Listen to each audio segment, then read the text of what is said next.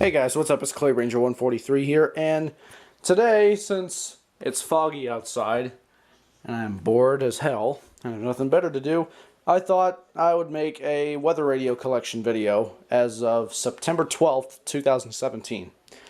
So, let's get started. As you can see, I have a bunch of radios. A bunch. Let's just leave it at that. 9 to be exact. Well, if you count the broken 262 that I used to own, well, oh well.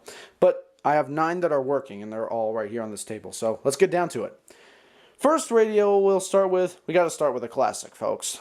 The Midland WR100. This is my version 5. I've had this since, I think, May. Yeah, May. I've had this radio since May of 2017, of course. Highs in the lower 80s, 5 miles an hour. Saturday, 60. Goes through all the channels very well. Surprisingly, no high-pitched squeal because this is a newer version 5. Cloudy. Lows in the lower 60s.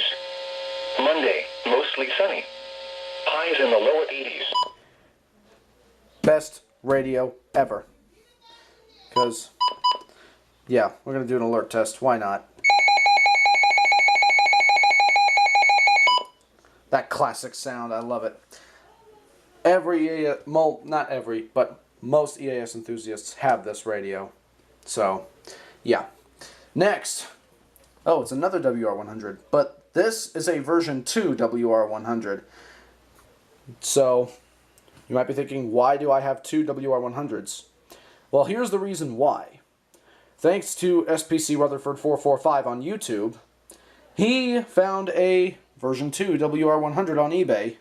Now, if you don't know what a version 2 means, I'll show you, as I will demonstrate by unplugging my version 5 and turning it back on again. Take a look at the array of lights. See? You got warning, watch, and you got advisory. But look here. It says warning, watch, and statement. So if I unplug this and turn it on, it has a green light instead of a yellow light on the bottom for an advisory light. Because after the version 2, they just went straight to advisory lights. And now I gotta set the time again, so excuse me for one moment. Both radios are set once again. This is an awesome radio, but I did have to make one modification. You notice this wire that goes all the way up here past my unit in Bearcat, all the way up here to this nail? That is my redneck antenna for this thing, because this thing does not get a good signal. If you saw my unboxing video for this thing, you know this thing has a very tiny antenna. Temperature of 68. It was cloudy with a temperature of 67 at Hickory. It works fine now, but unfortunately, you cannot do alert test on this because it's an older version. But oh well. Next, the Midland WR120. I've had this for a long time. I've had this since October of 2012. That was before I even started capturing EASs and uploading them to YouTube back then. But there's something unique about this one. As you can see, if I go to set events and edit events, instead of saying administrative message like it should, instead it displays the code, the header code. For instance, administrative message is ADR, and look at this. WSW, that's winter storm warning. WSA, that's winter storm watch. That's tropical storm watch. That's telephone outage emergency, 911 telephone outage emergency. That's a tornado watch. This is severe weather statement. SVR, SVR, SVR, anyone? Severe thunderstorm watch. SPS, special marine warning. We never get those here because I don't live near the coast. But this radio works fine. Listen to this. Showers in the afternoon. Highs in the upper 70s. Southwest winds 5 to 10 miles an hour. Chance of rain 40%. Yeah, great radio. And this one will not get a high-pitched squeal like the 100 does. Lows around. That'll be the worst day of my life. Alert test. This is going to be loud, so That sounds awesome. It's a slower and louder version of the WR100's tone. Yeah, pretty much. Next radio is the Radio Shack 12-519. Now, this radio is pretty rare, if you ask me. I got this one for, I got this one on April 3rd. I remember the exact date because I caught a tornado warning that day. That was when I still had my 262 still working. And the day I received this 519, I caught a tornado warning on it, along with my broken 519. Speaking of the broken 519, it's all the way in California, as I'll explain later. But yeah, this radio is awesome. It has AM, FM, WX, and Skywarn. I cannot do AM and FM because I want to avoid copyright. Well, like, I could go to a talk station if I wanted to, so I'll do that. The area. Cloudy ground, lightning, and locally heavy rain are possible with these storms. A brief damaging wind gust or two could occur. Ooh. It's talking about something there. Let's try FM. I'm going to go to 90.7. Who are behind the referendum project say this is a binding vote after September 25th if the majority of Kurds have decided to say. And AM doesn't really work that well on here. But anyway, it is good. And yes, you can do an alert test on this.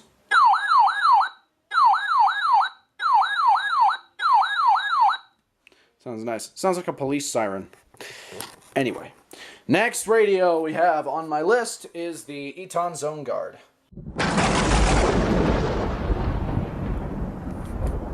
Nice touch. Anyway, this radio was given to me in August by NorCal Dude 599 on YouTube. Remember how I said earlier in the video that I sent my broken 519 to California?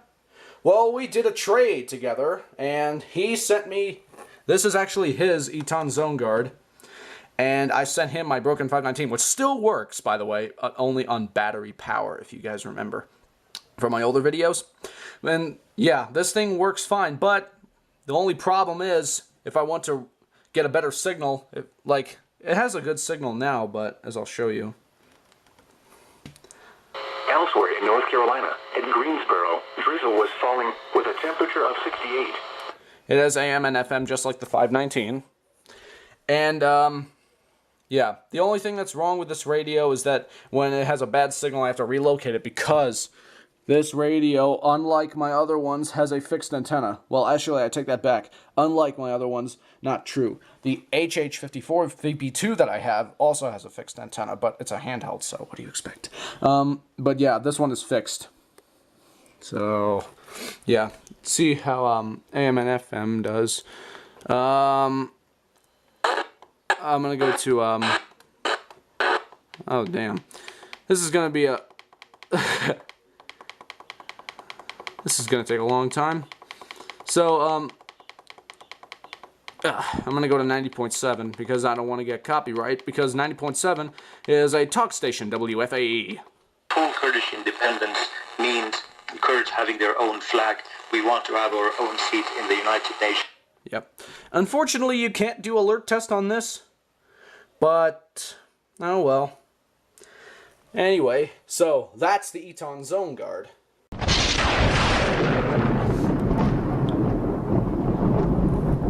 Something's connected with that thing, I swear.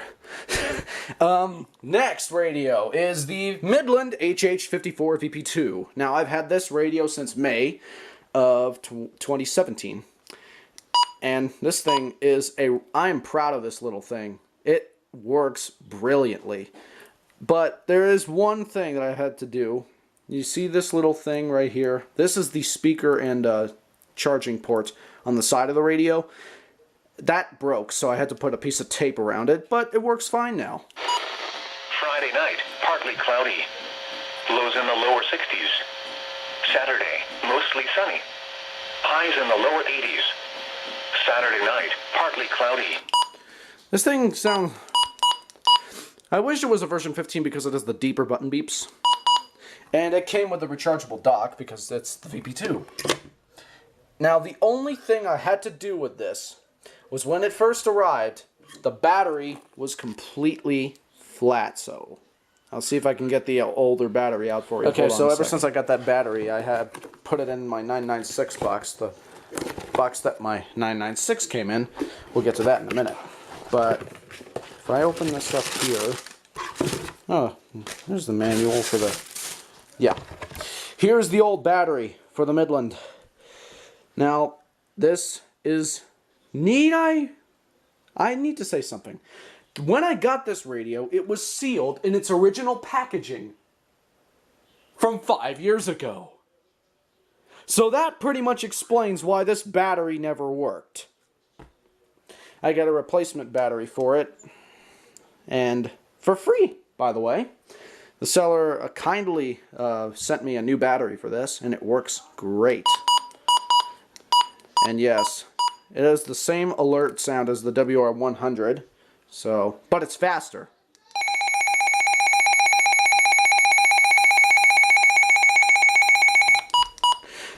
That is one beautiful sounding tone. Anyway, back to the dock you go. That's the Midland HH54VP2. Next up, remember that radio we saw in the box just now? Yep, the Radio Shack 12-996.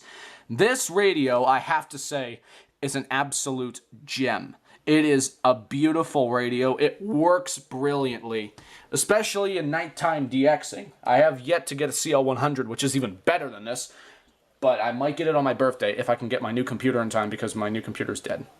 Well, not my new one, my old one. Anyway, the 12-996. You notice that there's no buttons on this. Like, the 519 has a crap ton of buttons. Not to mention the Skywarn buttons. So yeah, this thing is a brick with buttons. So instead of going through all that trouble adding buttons, they decided to make it a touchscreen. That is pretty cool, to be honest, and it works awesome. In South Carolina, at Columbia, it was partly sunny with a temperature of 77. In Greenville, Spartanburg. Now, fun fact, I got this radio the same day I got my HH. So I got 2 radios in one day, which is pretty cool. Yes, it has AM at FM too. Let me go to 90.7 again. The stripper of her Nobel Prize, her politics are widely accepted domestically. There are several theories which Yep, and you can do alert test on this too.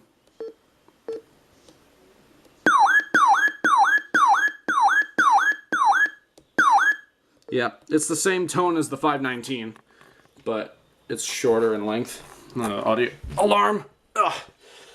That's the 996. Next radio, the rarest radio I own in my collection, the Uniden Bearcat. Come on, focus. Focus, please. Ah, there we go. The Uniden Bearcat WX100. This is a very, very rare radio, especially when it comes in its original box. If this thing could, there we go. This thing came in its original box. If you didn't see my unboxing, I still have the box. It has the original manual and everything, the wall mounter. Yes, this thing is wall mountable, if you were wondering. Yeah. If you didn't see my unboxing, check it out. It's cool. Heatcats has the same type of radio along with Super EAS Fan 24. They are lucky. Just like me. But anyway, the Uniden Bearcat WX100. This is a very unique radio, I have to say. Because one thing I like about it is that it shares some parts from the Uniden scanners that I made. For example, this volume button. This is from a Bearcat scanner, I believe. This volume button.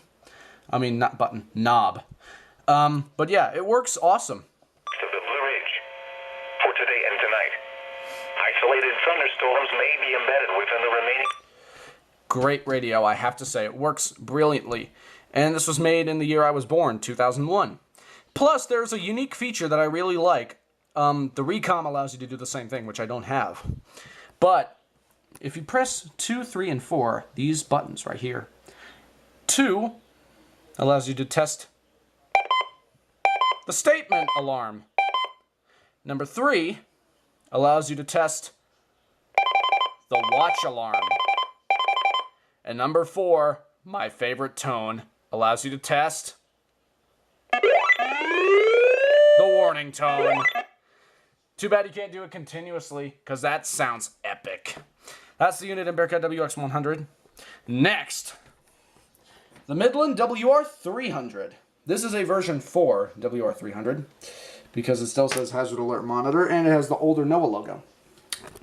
So I've had this oh, by the way, I got this radio in June. I forgot to say. I got this radio in July, and it's worked fine ever since. Because 00 megahertz. this is on WXL56. Hold on, let me change it to KJY85. There we go. At Gastonia, it was cloudy. Works excellent. Now, the siren is about as loud as the 120, but it's the same one as the WR100 and the HH. But much slower. And there's an option where you can change the siren level to high or low, and that does that every time the battery's low. See, there's no battery in it. I hate that. There's a siren option where you can change the level to high to low. I keep it on high just to get that maximum, those maximum decibels. I'm set it back to WXL56, and it has AM too.